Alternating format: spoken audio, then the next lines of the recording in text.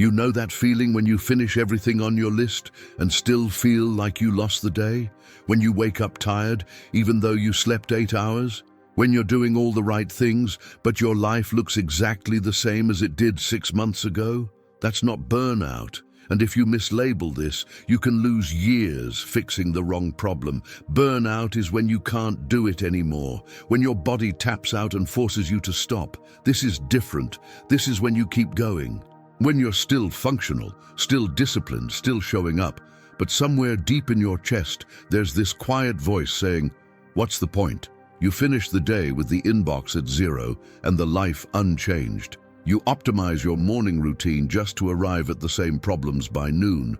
You improve the system, track the habits, refine the process, and somehow feel more defeated than the people who gave up months ago.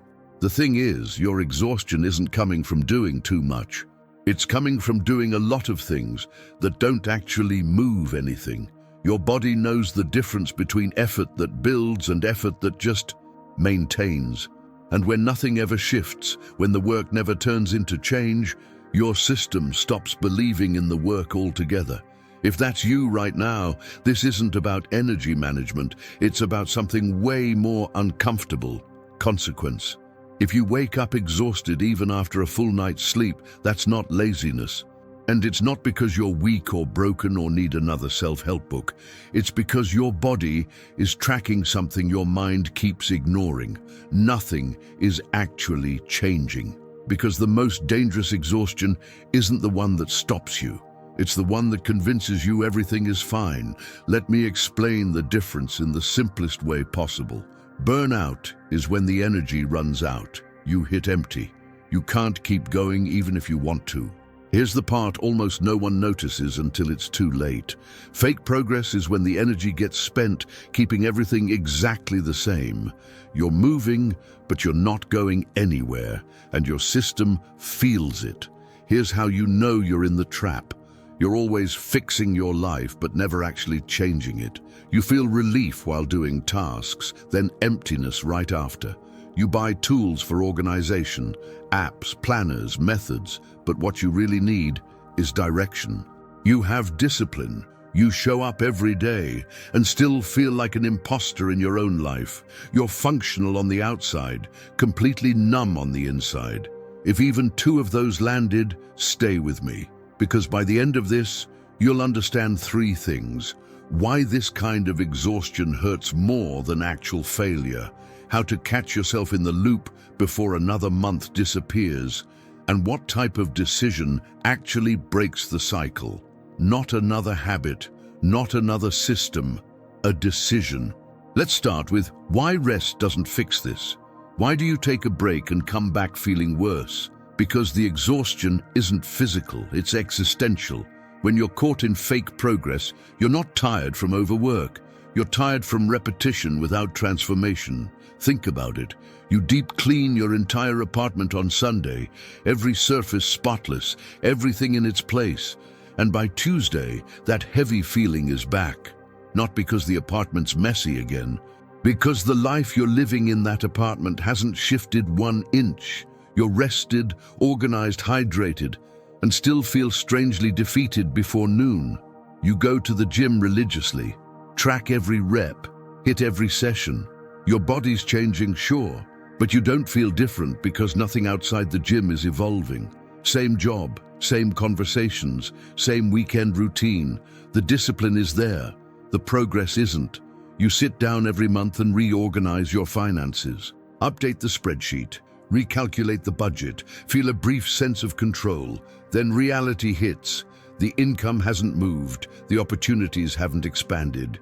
You manage the same small pool of money slightly better, and somehow that feels worse than not tracking it at all. Rest fixes tired muscles. It doesn't fix a life stuck on repeat. You can sleep 10 hours and wake up defeated because your brain isn't asking for recovery. It's asking for evidence that any of this effort leads somewhere new. Your body isn't requesting a vacation. It's requesting a different destination entirely. What if staying busy is just a socially acceptable way to avoid your actual life? Because that's what productivity becomes when you're stuck in fake progress. It stops being about building something. It starts being about not feeling something. You answer emails the second they come in, not because they're urgent, but because dealing with your inbox feels safer than dealing with the conversation you've been avoiding for 3 months. You keep your calendar packed back to back every single day. Not because you love being needed, because if Saturday comes and there's nothing scheduled, you'll have to sit with how lonely you actually feel. You sign up for another course, another certification, another skill to add to the resume. Not because you're passionate about growth, because if you stop studying, you'll have to admit you don't even want this career path anymore. Productivity gives you permission to ignore the bigger questions. And the scary part? From the outside, it still looks like success. It lets you say, I'm too busy to think about that right now, when the truth is, you're busy so you don't have to think about it. The to-do list becomes a shield. The routine becomes a rhythm you hide inside. You're not lazy. You're not unmotivated. You're just using motion to avoid emotion, and your body knows it. That's why checking things off doesn't bring relief anymore. It brings temporary distraction, then the weight comes back heavier. You're not occupied. You're protected. You ever notice how the tighter you grip, the more stuck you feel? There's this weird thing that happens when you get really good at managing your life. You stop living it. Because somewhere along the way, the system you built to help you move forward became the thing you serve. You're not using the routine anymore. The routine is using you. You didn't build a system to live. You built it to endure. And the wildest part? It feels responsible. It feels like you're handling things. You wake up, execute the checklist, go to bed feeling accomplished, except nothing around you has actually moved. Last month, you reorganized your entire task manager. Felt like a power move. This month, still haven't messaged the person who could actually open a door for you. But hey, at least your categories are clean. You've got your mornings dialed in. Cold shower, journal, movement, green smoothie. You're practically a wellness influencer at this point, and yet you still haven't told anyone you're miserable at work. The discipline is flawless. The life is suffocating. You keep building better containers for the same water, sharper tools, tighter schedules, more clarity on maintaining exactly what you already have. It's like renovating a house you're planning to leave, except you never actually leave. You just make staying feel more intentional. When structure becomes the point, movement becomes optional.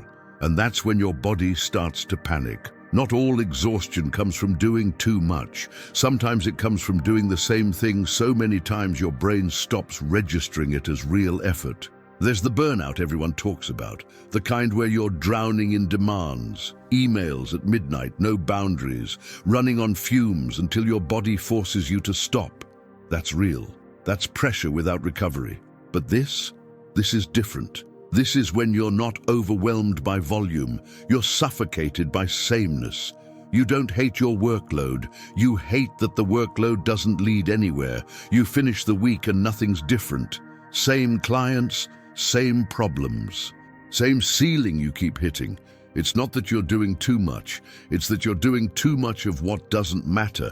You're not overworked. You're understimulated by repetition disguised as responsibility. And that kind of exhaustion doesn't show up like regular burnout. You don't collapse. You don't break down. You just flatten. You keep going, but the color drains out. You're present, but not alive. Your mind starts treating every completed task like evidence of nothing. Because nothing is shifting, no new opportunities, no different conversations, no change in status or salary or how people see you. It's effort without echo, work that leaves no mark. When everything stays the same, your brain files it under one word: defeat. And defeat on repeat feels worse than failing ever did. You know that feeling when you finally organize your desk and for about 2 days you feel like you got your shit together? Yeah, that's not progress. That's like a drug hit. You know that moment when you finish setting something up and think, okay, now things will finally change. Optimization gives you this immediate rush, the kind that feels like control. like clarity, like you just unlocked something. You color code the calendar, you clear out the closet, you set up a new productivity app, and there's this buzz, this sense of, okay, now things are different.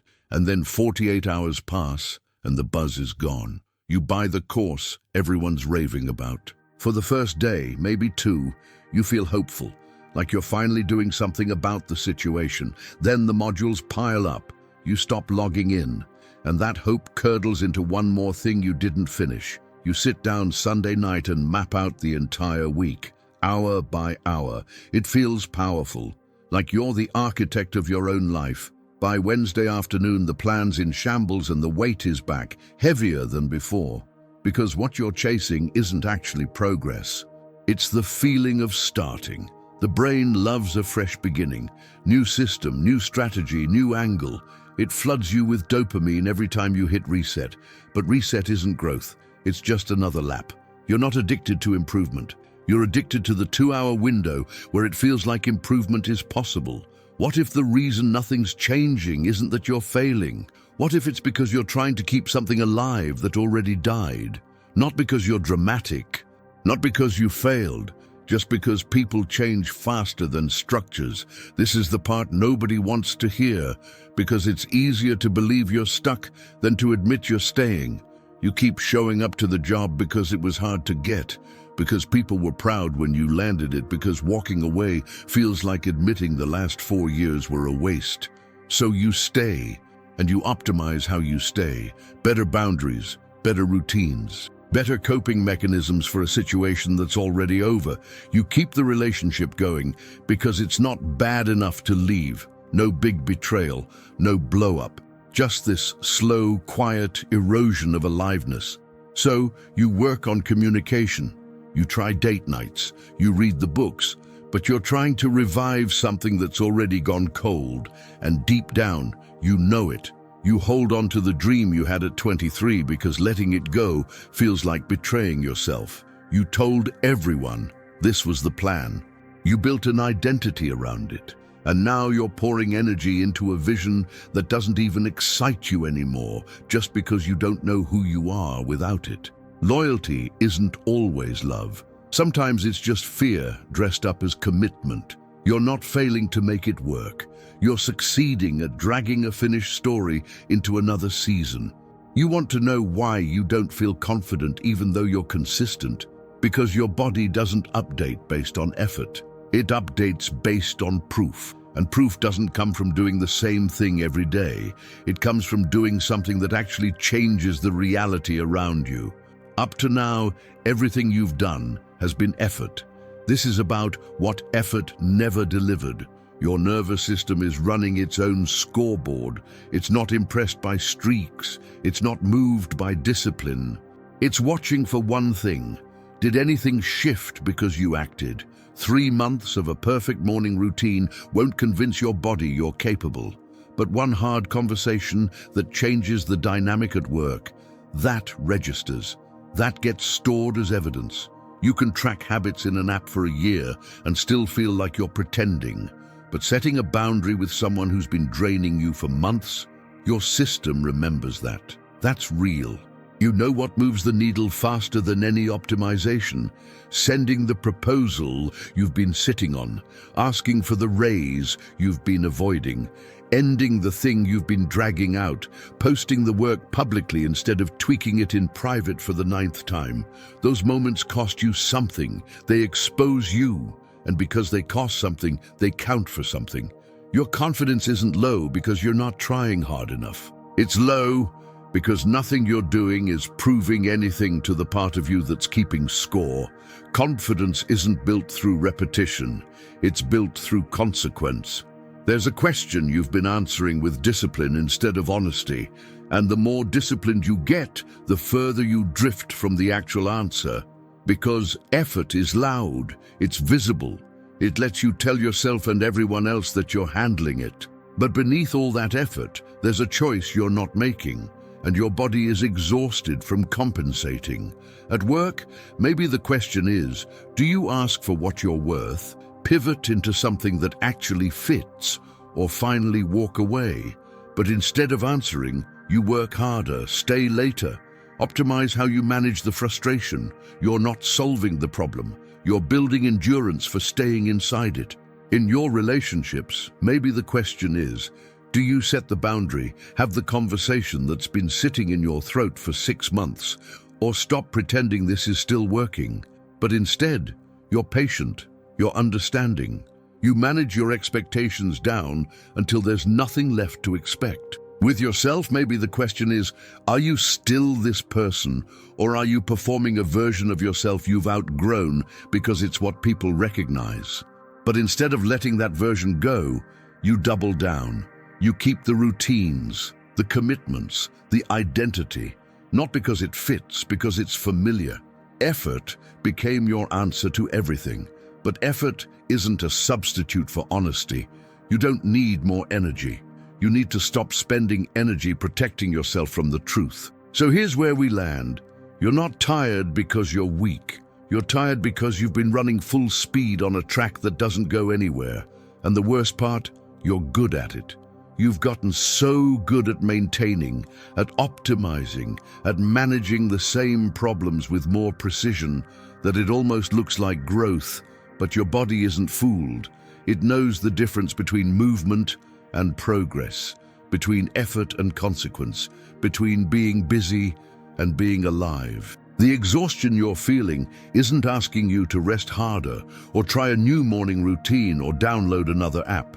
It's asking you to stop compensating and start choosing, because somewhere in your life right now, there's a decision you've been avoiding, a conversation you haven't had, a door you haven't closed, a version of yourself you're still performing even though it doesn't fit anymore.